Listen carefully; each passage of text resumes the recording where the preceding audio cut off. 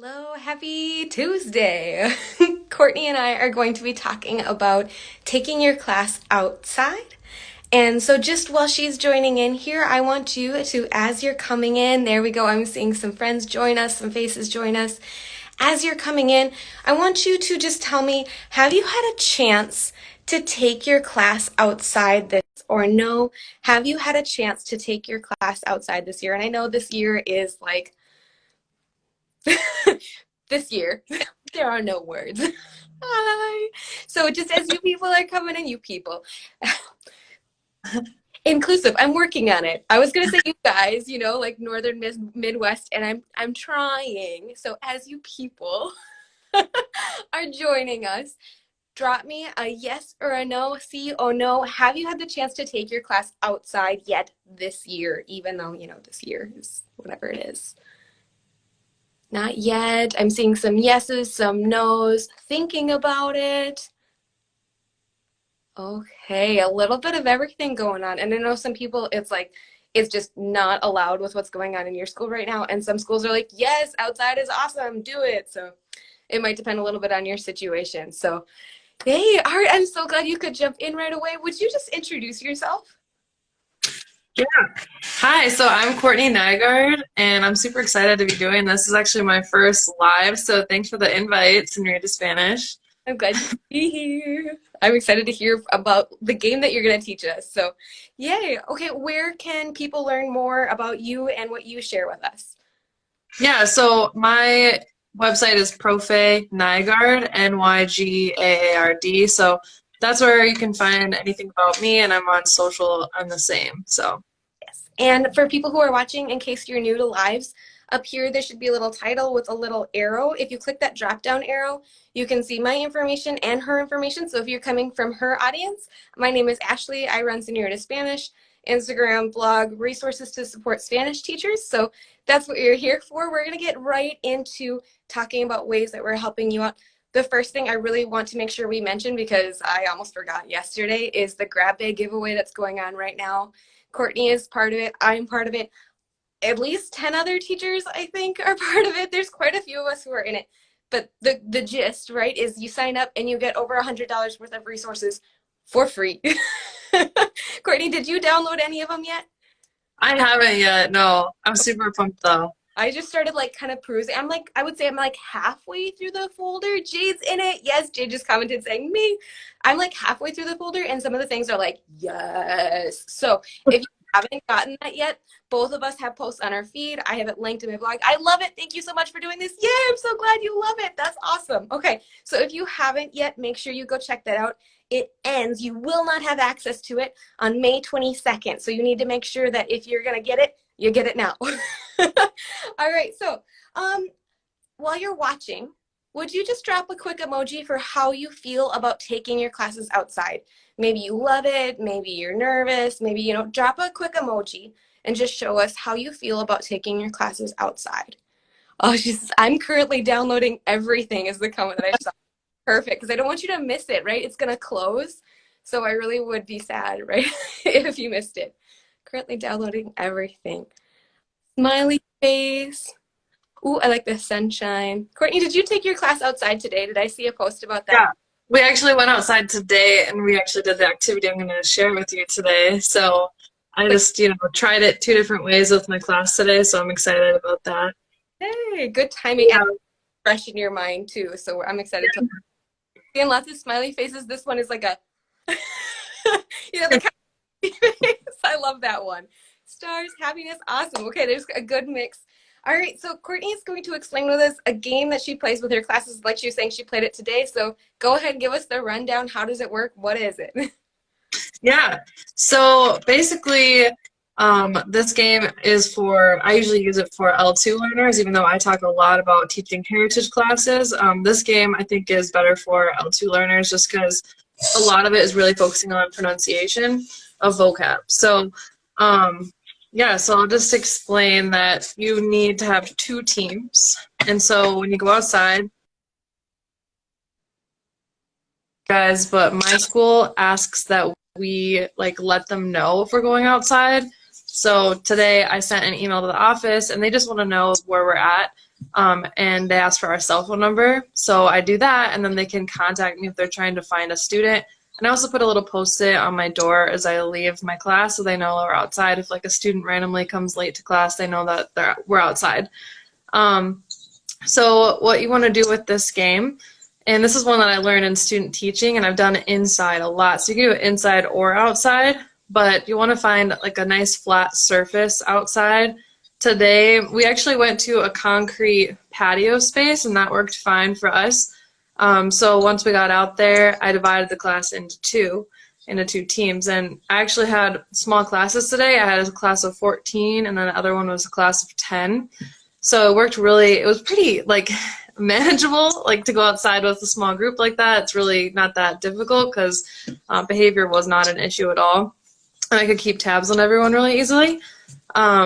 So I numbered everybody off to give them a team, 1, 2, 1, 2, 1, 2, and then I had them go into 2 separate sections of the concrete patio.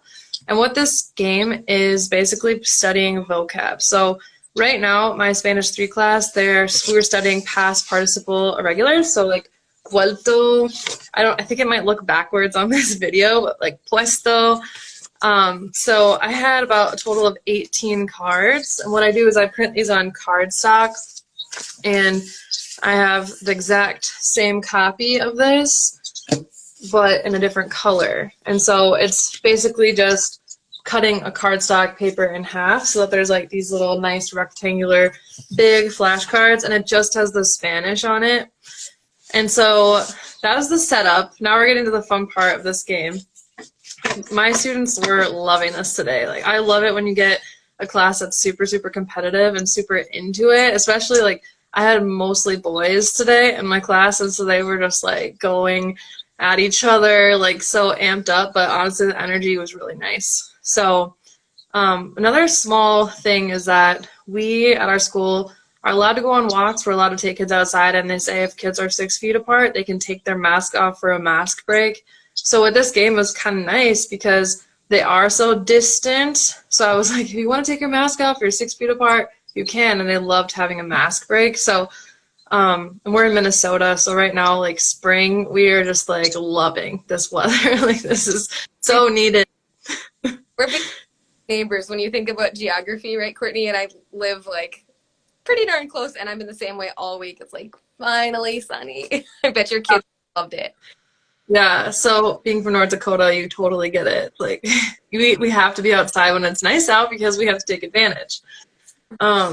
So basically, they were 6 feet apart. I had them, the first way we did it, I did it the way that we do in class, which is they're seated in their desk. So I had them sit on the concrete. And so everyone got about 2 or 3 of these flashcards. I had about 18 total flashcards. But you could do this with more, but sometimes it can be overwhelming if students have more than 2 or 3. But it's called Levantense. The game is called Levantense because they have to stand up in order to present their card. So essentially, they're going to compete against the other team, versing them with the cards that they have. So each kid got about 2 or 3 cards, and they set them in front of them. The first way we did it was them seated on the ground. And then I have a master list of which terms I'm working with here. Otherwise, you're just like pulling from your brain, you know, like, oh, what words are we working on? You know, and sometimes you're on the spot. So I have a master list in front of me, and then if I don't have even teams, today I had a girl who was wearing a dress, and so I was like, would you be my scorekeeper instead of like stand up, sit down, stand up, sit down? So she did my scorekeeping, which makes my job a little easier because then I can just focus on what I'm doing with the student. So she actually appreciated that, and it worked well for me.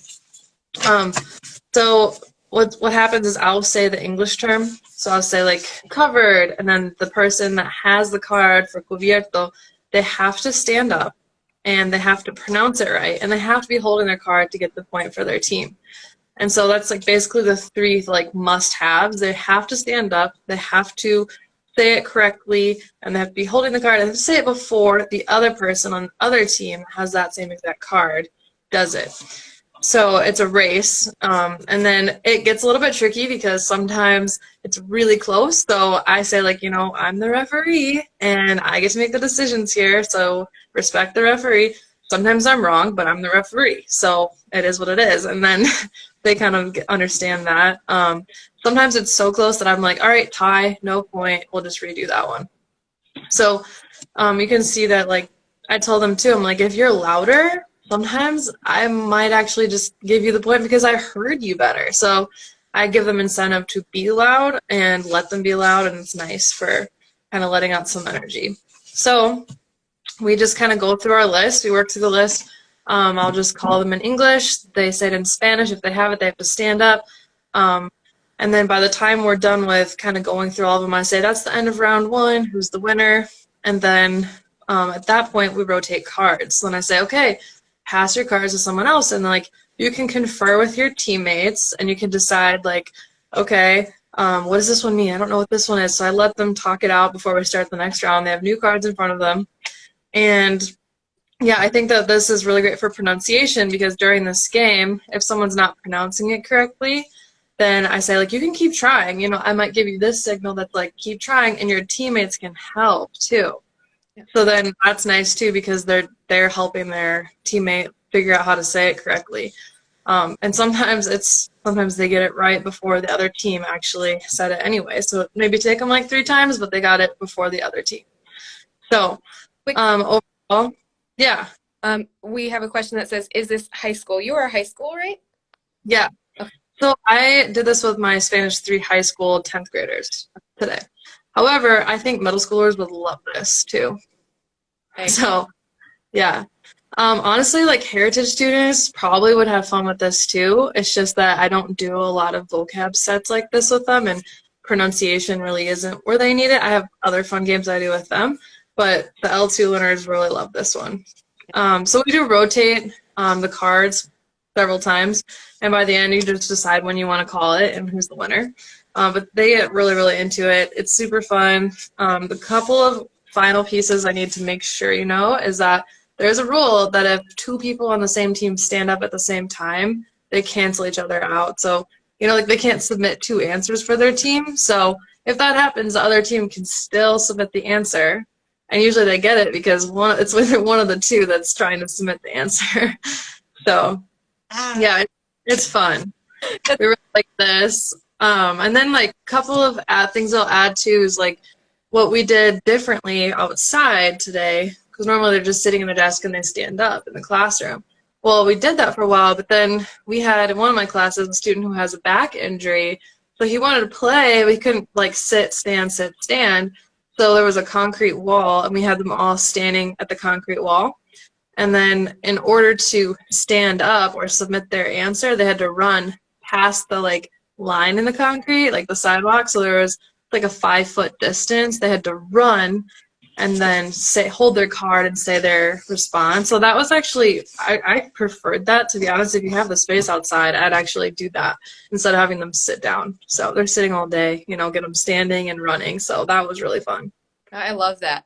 I think that I've been catching questions as we come in. Things we asked about if it was high school. Love it. We'll try to adapt for I think she's a DLI class.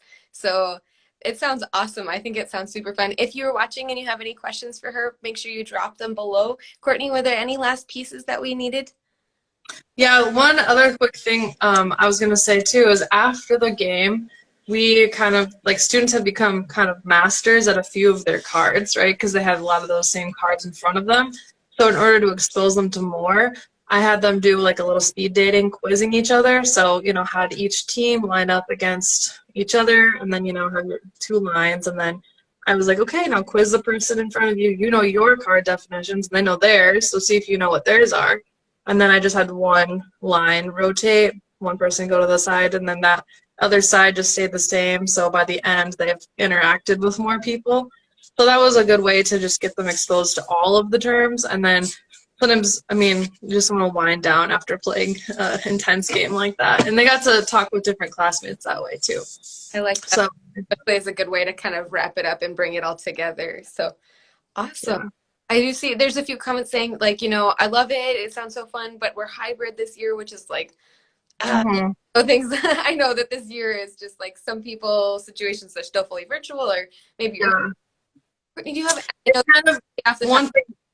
Yeah, like one thing I would say about that is, like, Actually, like I said, I have like 10 students today, right? Yeah. So I do have distance learners, and one thing that I did was I had my distance learners studying the same terms, but they were doing Quizlet studies and like a game called Quiz Is, so like more like digital studying on their own. We do a lot of Quizlet live, like live Kahoots with our distance learners in class, but today I was kind of like, I don't know, I feel like sometimes it's a disservice to the kids in person if I don't ever do like stuff like outside or like do fun things with them. So today my people that are in person, they probably got a more valuable lesson, but I also, it's kind of like a reward for, I don't know, taking the time to come to school. And I know that some kids can't due to the pandemic, but it's a tricky thing right now where I'm like trying to be equitable to all students, but then I feel like sometimes like I'm paying more or like catering more to my distance learners than the kids in class. So it's tricky. Right, and just finding those ways to balance. So I love you're sharing that you gave them something else to do that was the same topic. They were still practicing, but your in-class kids just practice it in a different way. So Mhm. they're awesome. That helps to keep them busy. I just wondered if you did it or if you had them do something different. So I'm glad we could answer that question.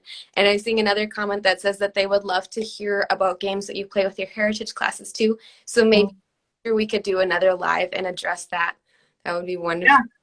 Okay. Oh, and one last thing before we wrap it up. I just wanted to remind, in case anybody came in late, up here on the top where there's a little drop-down arrow, you can see both of our names. So if this is your first time meeting either one of us, go ahead and click that and you can check out what we have. I have a little guest coming in. Let's see. You wanted to add before we wrap up? No, just thanks so much for listening in. That was super fun. That was fun. I'm really glad. And anybody who's catching the replay, if you have any questions for us or if you need anything, feel free to comment below and just ask your questions. I will also make sure I put the link to the grab bag giveaway in my stories where I put this replay in case you're watching it and you're like, oh, what was that? I really wanted to catch that. So I'll make sure to put that there. And Courtney, thank you for your time. I really appreciate it. Thank you. Have a good night. You too.